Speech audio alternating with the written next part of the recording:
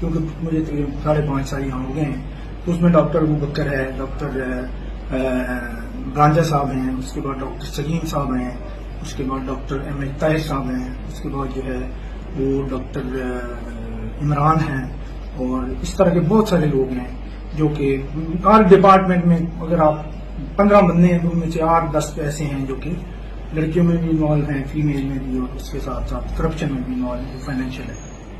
पीने पिलाने में ये है कि पीना पिलाना जाहिर है कोई ओपनली वहाँ यूनिवर्सिटी के अंदर तो ऐसा नहीं होता, लेकिन जो बाहर की बातें हैं, ये जितने लोग मैंने आपको बताए इनमें ऑलमोस्ट हाफ ऐसे हैं जो कि पीते भी हैं। शराब का तो मुझे आइडिया है, चर्च भी पीते हैं कुछ लोग जो स्मोकर्स हैं। और जो पुलिस वाला भी इन्वॉल्व निकलेगा उसके खिलाफ बिला दरेग हम पर्चे दे रहे हैं, और जो मंशियात में इन्वॉल्व हैं उनके ऊपर 9C के पर्चे हो रहे हैं।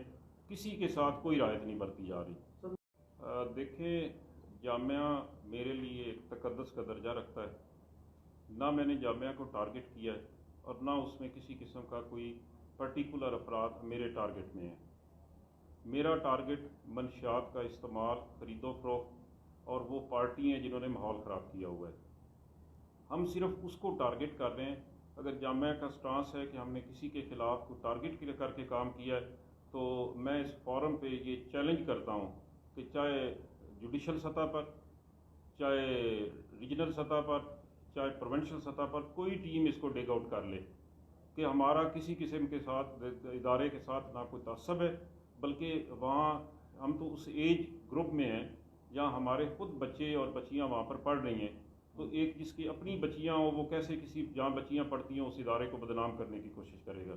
हम तो ये चाहते हैं कि ऐसी चीज़ों को एक्सपोज किया जाए ताकि उसके तदारक के लिए गवर्नमेंट की सतह पर इक़दामात हो जाएँ, और ताकि कोई ऐसी पॉलिसी वजूद में आ जाए जिस पे वहाँ पढ़ने वालों की भी स्क्रीनिंग हो जाए।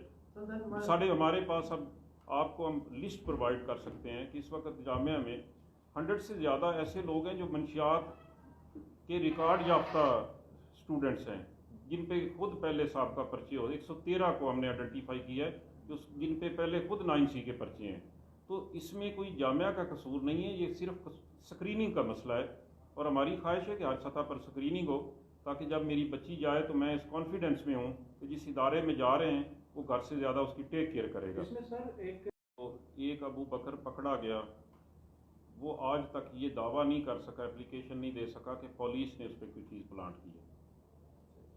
वो कहता है कि मैंने और VC ने जब ठेके दिए थे तो ठेकों में हमारा क्लैश था, तो वहाँ से किसी ने मुझे दे दिए। वो ये नहीं कहता। अब जो हमने बंदा ये सिक्योरिटी इंचार्ज पकड़ा है, अल्हम्दुलिल्लाह वो ये नहीं कह सकता कि पुलिस ने किसी किस्म की प्लांटेशन की है। वो कहता है मैं कहीं सेक्स करने गया था तो वहाँ पर मुझे किसी लड़की ने दे दिए। अब देखें, एक प्रोफेसर साहब किसी के पास सेक्स करने जाते हैं और वहाँ उसे कोई लड़की दे देती है, या एक उनका प्रोफेसर जो है वो कहता है जी वहाँ हमारी टेंडरिंग हुई है, वहाँ ठेके के झगड़े थे, वहाँ से किसी ने। तो देखें इसमें पुलिस का क्या कसूर है? पुलिस ने तो किसी के कस्टडी से कोई चीज़ बरामद करके कार्रवाई करनी होती है। बाकी जितना वो डाटा है वो हमने फोरेंसिक के लिए भेजा है। अभी फोरेंसिक रिपोर्ट आएगी तो सबको ये सारी बातें पता चल जाएगी, और उसमें जो उनकी चैट है वो भी इंशाल्लाह फिर फोरेंसिक होने के बाद, क्योंकि उसको छेड़छाड़ हमने इस वजह से ज़्यादा नहीं किया कि वो टेम्परिंग की जोन में आ जाता है। इस मुकाबलों की तरह एक ही तहरीर जैसी होती थी, इसमें भी एक ही जैसी तहरीर दी जा रही है, एक ही जगह से गिरफ्तारी की जा रही है, क्या ये मुनासिब नहीं? एक ही जगह से गिरफ्तारी नहीं, एक ही रूट पे गिरफ्तारी हुई है ना। तो एक ही रूट से यूनिवर्सिटी को जाने आने वाला रास्ता तो एक ही है, कई रास्ते तो नहीं बन सकते। तो टीम तो हमने स्पेशल बनाई हुई है।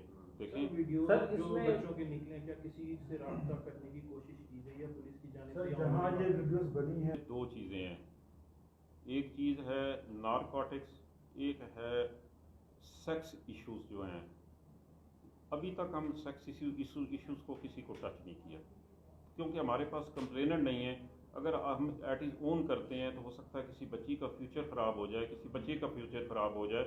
अगर उसको हम पब्लिसाइज करते हैं तो उसके किसी बच्ची का, कि उसके पेरेंट्स का, किसी का मुस्तकबिल ख़राब हो सकता है।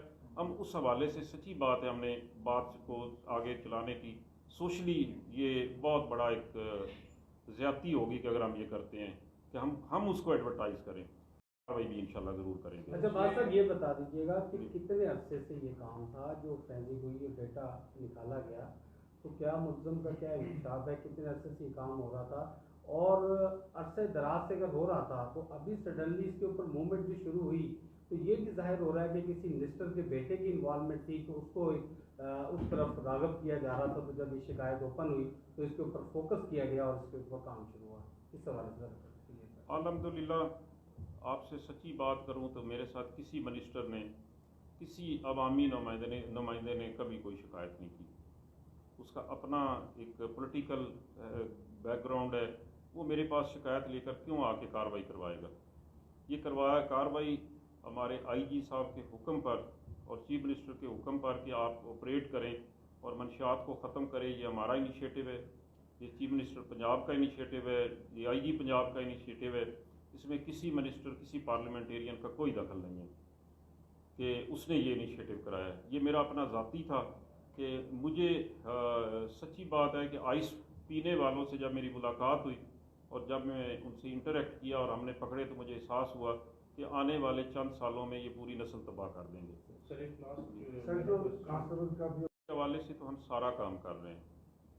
आइस के हवाले से none is going to get spared. जहाँ तक बात है बच्चियों की, उनकी फैमिलीज़ की, उनकी तस्वीरों की, उसको हमने अभी कोई उसके ऊपर आगे नहीं चीज़ को कर रहे कि उसके ऊपर सोच रहे हैं कि उनकी फैमिली, उनके फ्यूचर का मसला है, तो वो हम सोच समझ के बात करें। सबसे अहम सवाल ये है कि ज़ैनब और जट्टी समेत और रमशा को जो वादा माफगाह बनाया गया, कितनी ख़वातीन मज़ीद गिरफ्तार की गई, कितने लोग गिरफ्तार किए गए? देखें, मेरे नोटिस में तो रिक्शा, ज़ैनब, उनकी बात जिनकी आप कर रहे हैं, उनमें से चूँकि हम सेक्स पे प्रोसीड ही नहीं कर रहे, तो हमारे पास कोई वादा माफगाह नहीं है कि किसी के खिलाफ हमने बनाया। हम we are only proceeding on the drugs and narcotics. उसके खिलाफ उसके लिए हमें उसी में किसी हमें वादा माफ हमने रिकवर किए, तो रिकवरी के ऊपर हम प्रोसीड कर रहे हैं। कोई वादा माफगाह में हमारे पास नहीं है। पहले खातून गिरफ्तार हुई थी, तो अभी तक कोई ऐसी खातून मेरी कस्टडी में नहीं है या मेरे थाने में चौकी थी। पहले हुई, हमने चालान कर दी, अब उसके बाद नहीं है। अब इसमें इशू ये है कि आप जैसे बेहतर समझते हैं कि हम हमेशा एविडेंस के साथ प्रोसीड करते हैं। ये एक एक्यूज्ड का डिस्क्लोजर है, उसके खिलाफ, उनके खिलाफ एविडेंस कलेक्ट कर रहे हैं। अगर हमारे पास अच्छे शवाहिद आ गए तो ज़रूर प्रोसीड करेंगे। Thank you very much. Thank you.